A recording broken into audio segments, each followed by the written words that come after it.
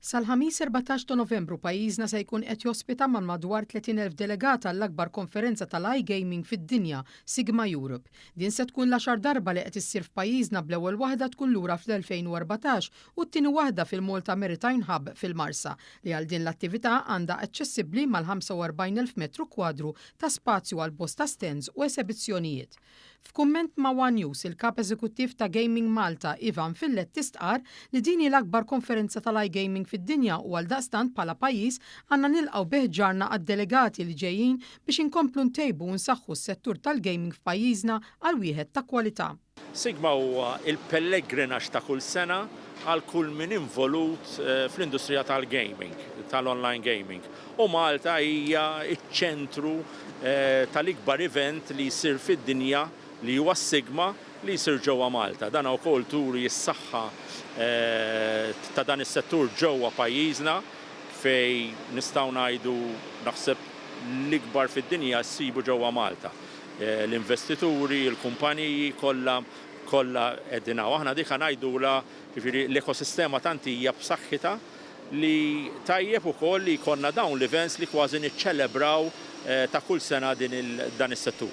Min-naħa tagħha l-kap eżekuttiv ta' Sigma Group Emily Mikallef spjegat li ttieħdu l-pariri u l-miżuri kollha biex tkun attività effiċjenti u ma toħloq l-ebda tip ta' inkonvenjenza fejn possibbli. Għamilna n-numru tal-laqat ma' diversi awtoritajiet u adottajna numru ta' suġġerimenti li għamlunna biex intejbu l-impatt fuq il-pajjiż. Fosthom li immexxejna il-ftuħ tal-event b'sija ħanibdew fl-10 flok fid-9. Ħanżidu n-numru ta' shuttle buses u shuttle boats ġejjin mill-port, minn Taslima, minn San Ġiljan biex kemm jista' jkun innaqsu l-impatt ta' dan is-27,000 nies hawn Malta.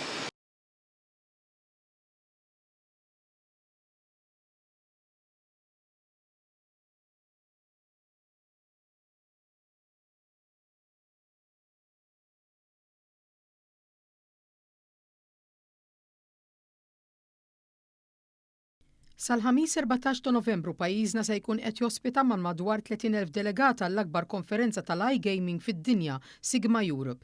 Din se tkun l-10 darba li qed issir f'pajjiżna bl-ewwel waħda tkun lura fl-2014 u t-tieni waħda fil-Malta Maritime Hub fil-Marsa li għal din l-attività għandha aċċessibbli mal-45,000 metru kwadru ta' spazju għal bosta stands u esebizzjonijiet.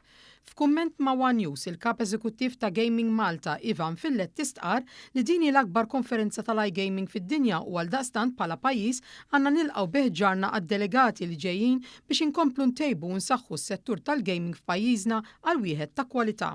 Sigma huwa il-pellegrinax ta' kull sena għal kull min involut fl-industrija tal-gaming, tal-online gaming.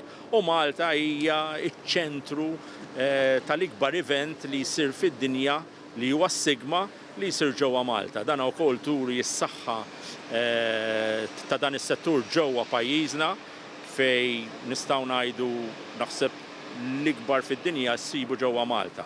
L-investituri, il-kumpaniji kollha qegħdin hawn. Aħna dik ngħidula l-ekosistema tant hija b'saħħitha li tajjeb ukoll li jkollna dawn l-events li kważi niċċelebraw ta' kull sena dan is-settur. Min-naħa tagħha l-kap eżekuttiv ta' Sigma Group Emily Mikallef spjegat li ttieħdu l-pariri u l-miżuri kollha biex tkun attività effiċjenti u ma toħloq l-ebda tip ta' inkonvenjenza fejn possibbli. Għamilna n-numru tal-laqat ma' diversi awtoritajiet u adottajna numru ta' suġġerimenti li għamlunna biex intejbu l-impatt fuq il-pajjiż.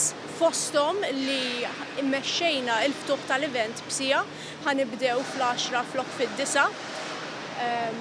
Ħanżidu n-numru ta' shuttle buses u shuttle boats ġejjin mill-port, minn Taslima, minn San Ġiljan biex kemm jista' jkun innaqsu l-impatt ta' dan is-27,000 nies hawn Malta.